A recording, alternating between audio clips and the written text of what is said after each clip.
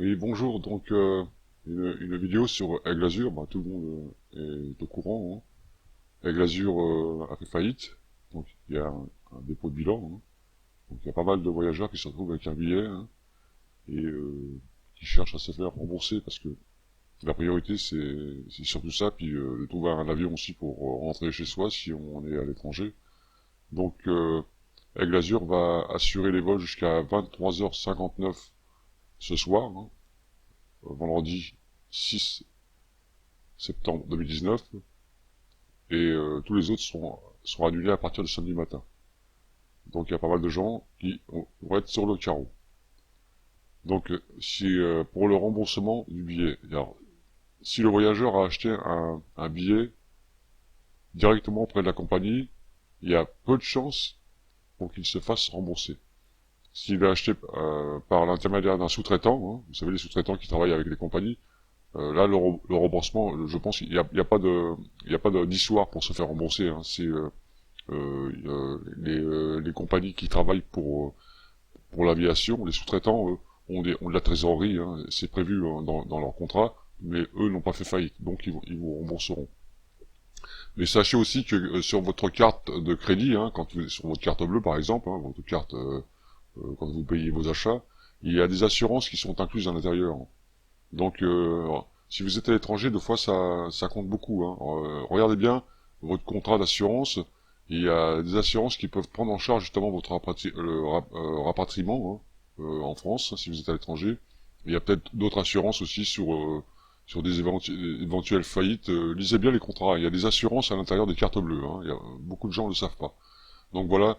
Alors ça c'est des infos utiles, hein. Donc c'est un peu triste quand même parce que bon, maintenant on sait que n'importe quelle compagnie qui fait faillite, on peut se retrouver sur le carreau, hein. Donc l'idéal c'est d'acheter directement chez les sous-traitants, hein, parce que si la société mère fait faillite, elle a plus d'argent, donc elle paye déjà les euh, les salariés, hein, les salaires, et toutes leurs sociétés qui gèrent leurs affaires, hein, le matériel, etc., hein. C'est comme ça que ça marche, un redressement judiciaire, enfin une liquidation, hein. On paye déjà les traitants directs pour les achats de matériaux, etc., ordinateurs, les locaux, etc., les loyers, et après on paye les salariés, puis en troisième on paye ce qui reste, mais deux fois, souvent il reste plus rien. Donc c'est c'est un gros coup pour les gens qui sont restés à l'étranger, qui sont obligés de rester sur place. Les enfants reprennent les cours, ils peuvent pas. Le travail, on peut pas. Perte de salaire. Il faut se restaurer. Il faut louer un hôtel souvent quand on est à l'étranger. Donc c'est encore de l'argent en plus. Ça fait cher quand même, hein.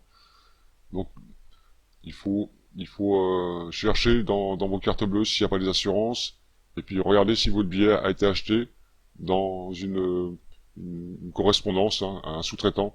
Là, je pense que le remboursement se fait automatiquement, hein. Mais par la société mère, quand il y a un redressement judiciaire comme ça, quand il y a un administrateur qui est nommé, hein, c'est très difficile, hein, parce que vous passez en dernier en fin de compte. Les gens qui ont acheté des billets, la billetterie directement auprès de la maison mère Aigle Azur, vont passer en dernier.